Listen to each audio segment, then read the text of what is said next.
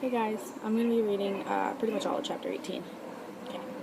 As we were walking down the end of the wharf towards the ship, Queequeg, carrying his harpoon, Captain Peleg, in his gruff voice, loudly hailed us from his wigwam, saying he had not suspected my friend was a cannibal, and furthermore announcing that he let no cannibals on board the craft, unless they previously produced their papers. "What do you mean by that, Captain Peleg?" said I, now jumping on the bulwarks, and leaving my comrade standing on the wharf. "I mean," he replied, "he must show his papers." "Yeah," said Captain Bildad in his hollow voice, sticking his head from behind Peleg's out of the wigwam. "He must show that he's converted. Son of darkness," he added, turning to Queequeg. "Art thou present in communion with any Christian church?" "Why," said I, "he's a member of the First Congregational Church." Here it be said that many tattooed savages sailing in Nantucket ships at last came to be converted into the churches. "First Congregational Church?" cried Bildad. "What?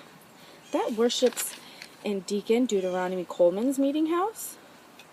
And so saying, taking out his spectacles, he rubbed them with a great yellow bandana handkerchief, putting them on very carefully, came out of the wigwam, and leaning stiffly over the bulwarks, took a good long look at Queequeg.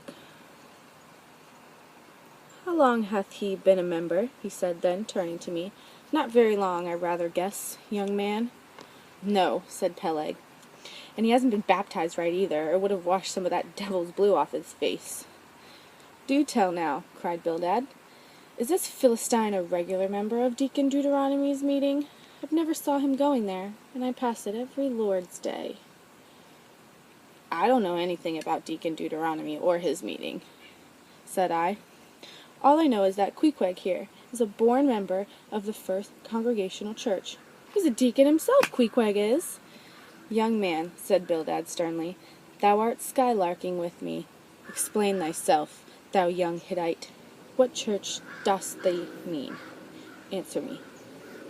Finding myself thus hard pushed, I replied, "I mean, sir, the same ancient Catholic Church to which you and I, and Captain Peleg there, and Queequeg here, and all of us, and every mother, son, and soul of us belong, the great and everlasting First Congregation of this whole worshipping world.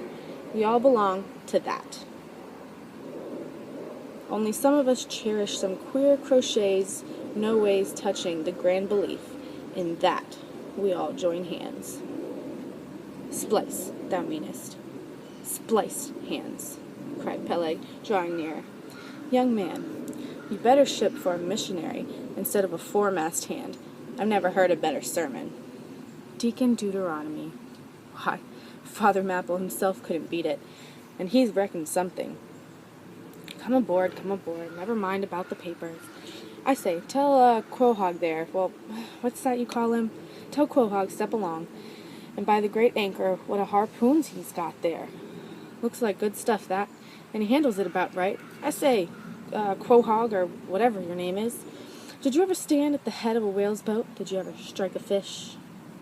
Without saying a word, Queequeg, in his wild sort of way, jumped upon the bulwarks, from thence into the bows of one of the whale-boats hanging in the side, then bracing his left knee and poisoning his harpoon, cried out in such way as this: "Cap'n, you see him drop tar on water there. You see him. Well, suppose him one whale eye. Well, then." Taking sharp aim, he darted the iron right over Bildad's broad brim, clean across the ship's deck, and stuck the glistening tar spot right out of sight. "Now," said Queequeg, quietly hauling in the line, "supposee him willy eye. Well, that well dead." "Quick, Bildad," said Peleg to his partner, who had gasped the close vicinity of the flying harpoon and retreated towards the cabin gangway. "Quick, I say, you, Bildad, get the ship's papers. We must have Quahog in one of our boots. Look ye, Quahog, we'll give ye 19th lay, and that's more than ever was given to harpooner yet out of Nantucket." So down we went into the cabin, and to my great joy Queequeg was soon enrolled among the same ship's company to which I myself belonged. When all preliminaries were over, and Peleg had gotten everything ready for signing, he turned to me and said, I guess, old Quahog there don't know how to write, does he? I say, Quahog, blast he! Dost thou sign thy name, or make thy mark?